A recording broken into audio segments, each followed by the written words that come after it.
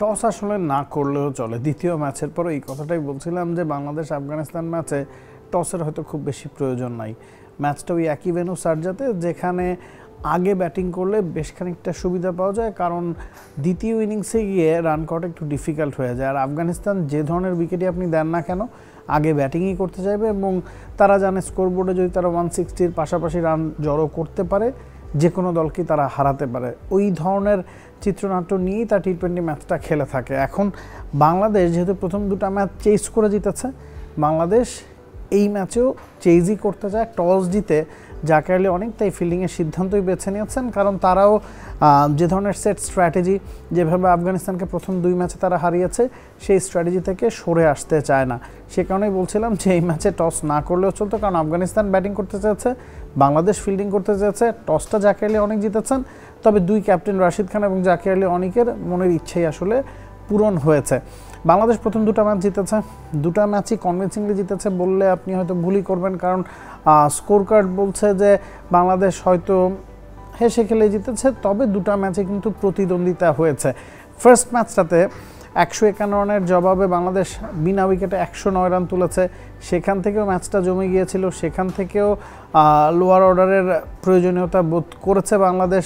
Second ম্যাচেও আমরা দেখেছি যে 147 রান করতেও ঘাম ঝরেছে বাংলাদেশের ব্যাটসম্যানদের, কারণ শুরুতেই বাংলাদেশ কিন্তু ওই ম্যাচে সেকেন্ড ম্যাচে 3টা উইকেট হারিয়ে ফেলেছিল, এবং এরপরে সোহান, শামীম পাটওয়ারি এবং জাকির আলী অনেকের 3টা 30-এর ঘরের ইনিংসে বাংলাদেশ ম্যাচটা জিতেছে।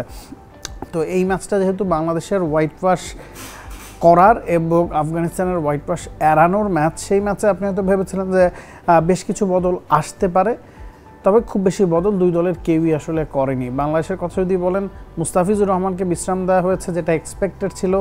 তাসকিনকে হয়তো ফেরানোর একটা সম্ভাবনা ছিল, যেহেতু বাংলাদেশ দুটো ম্যাচ জিতে গেছে, তাসকিনকে নিতে আর কোনো ঝুঁকি নিতে চায় না, এবং তাসকিনকে বিশ্রামেই রাখা হয়েছে। শেখ মাহিদি এই সিরিজটা খেলেনি, তাকেও আমরা দেখতে পাচ্ছি না তৃতীয় ম্যাচটাতে। নাসুম এবং রিশাদের উপরই ভরসা রাখা হয়েছে। 3 জন পেসার শরীফুল, তানজিম সাকিব এবং সাইফুদ্দিন। সেক্ষেত্রে বাংলাদেশের ব্যাটিং ডেপথটা কিন্তু এই ম্যাচে যথেষ্টই থাকছে। 6 নম্বর পর্যন্ত 6 জন স্পেশালিস্ট ব্যাটার, তানজিদ তামিম, পারভেজ ইমন, সাইফ হাসানের পরে জাকের, শামীম এবং সোহান, এবং 6, 7, 8, 9 যারা আছেন তারা সবাই কিন্তু ব্যাটিং করতে পারেন। নাসুম, সাইফুদ্দিন, রিশাদ, তানজিম সাকিব সবাই ব্যাট করতে পারেন। শরীফুলও গেল ম্যাচে তার ব্যাটিং ক্যারিশমাটা কিন্তু দেখিয়েছেন। আফগানিস্তানের কথা যদি বলি, আফগানিস্তান একজন পেসার বাড়িয়েছে, স্পিনার তারা 4 জন করে খেলিয়েছে এশিয়া কাপে বা এই দুই ম্যাচে। আজকে একজন স্পেশালিস্ট পেসার তারা বাড়িয়েছে, বশির। তার ডেবিউ হচ্ছে, কোনো ফরম্যাটে এর আগে কোনো ম্যাচ তিনি খেলেনি। লেফট হ্যান্ডেড পেসার, একই সাথে আহমদ জাই আছেন এবং ওমার জাই আছেন। 3 পেসার সাথে 3 স্পিনার, রাশিদ, মুজিব এবং নবী। নূর আহমেদ এই ম্যাচটায় খেলছেন না, তবে আফগানিস্তানের জন্য সমস্যার জায়গা তাদের মিডল অর্ডার।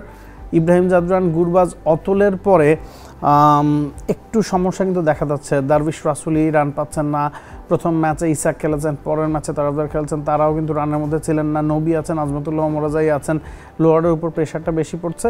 তো এক্সপেক্টেড ছিল খুব বেশি বদল হবে, তবে সে পথে দু দলের কেউই হাঁটেনি। দেখা যাক বাংলাদেশকে হোয়াইট ওয়াশ করতে পারে নাকি আফগানিস্তান সিরিজটার ব্যবধান কমায়। Nabil কাসার, T Sports. For more updates, subscribe to our YouTube channel and click on the bell icon. Follow us on Facebook and Instagram.